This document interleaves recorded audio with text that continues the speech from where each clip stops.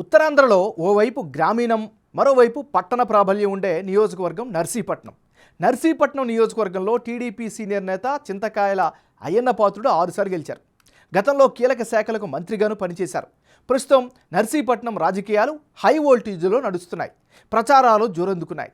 YCP నుంచి ఉమాశంకర్ గణేష్ బరిలో నిలవగా, ప్రతిపక్షాల పొత్తుల్లో భాగంగా సీటు టీడీపీ అభ్యర్థి చింతకాయల అయ్యన్నపాత్రుడు మరోసారి పోటీకి సై అంటున్నారు.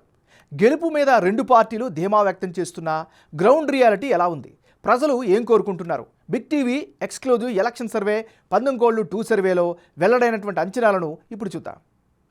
లేటెస్ట్ రిపోర్ట్ చూసే ముందు ఈ ఏడాది జనవరి 29వ తారీఖున చేసిన 19 సర్వేలో నర్సీపట్నం నియోజకవర్గంలో వచ్చినటువంటి ఫలితాలను ఒకసారి చూద్దాం.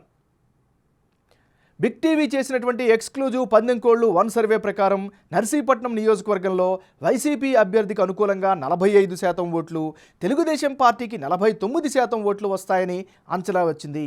అదే సమయంలో ఇతరులకు 6% ఓట్లు వచ్చే అవకాశాలు ఉన్నట్లు వెల్లడైంది. ఇప్పుడు అభ్యర్థుల ఖరారు తర్వాత కీలకమైనటువంటి నర్సీపట్నం నియోజకవర్గంలో 19 సర్వేలో భాగంగా వచ్చినటువంటి ఫలితాలను ఒకసారి విశ్లేషిద్దాం. ఇప్పటికిప్పుడు ఎన్నికలు జరిగితే నర్సీపట్నం నియోజకవర్గంలో వైఎస్ఆర్ కాంగ్రెస్ పార్టీకి అనుకూలంగా 44% ఓట్ షేర్ కనిపిస్తోంది.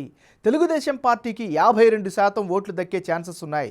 ఇతరులకు 4% ఓట్లు వచ్చే అవకాశం ఉన్నట్లుగా వెల్లడైంది. 19 సర్వేకు 19 సర్వే 2 మధ్య జనం అభిప్రాయం ఎలా మారింది? వైసీపీ టీడీపీ అభ్యర్థుల్లో ఎవరికి ఎడ్జ్ పెరిగింది అన్నది ఇప్పుడు పరిశీలిద్దాం. నర్సీపట్నం సెగ్మెంట్లో 19 సర్వేలో భాగంగా వైసీపీ అభ్యర్థి ఉమాశంకర్ గణేష్కు 45% ఓట్ షేర్ వచ్చే ఛాన్స్ కనిపిస్తే, తాజా సర్వేలో 44%కి తగ్గింది. అదే సమయంలో టీడీపీ అభ్యర్థి అయ్యన్నపాత్రుడుకు గత సర్వేలో 49% ఓట్లు వచ్చే అవకాశం ఉన్నట్లు తెలిస్తే, ప్రస్తుత సర్వే ప్రకారం ఆయనకు 52% ఓట్లు వచ్చే అవకాశం ఉన్నట్లుగా తెలుస్తోంది. అదే సమయంలో గత సర్వేలో ఇతరులకు 6% ఓట్లు వచ్చే ఛాన్సెస్ కనిపిస్తే, తాజా సర్వేలో 4% ఓట్లు వచ్చే అవకాశాలు కనిపిస్తోంది.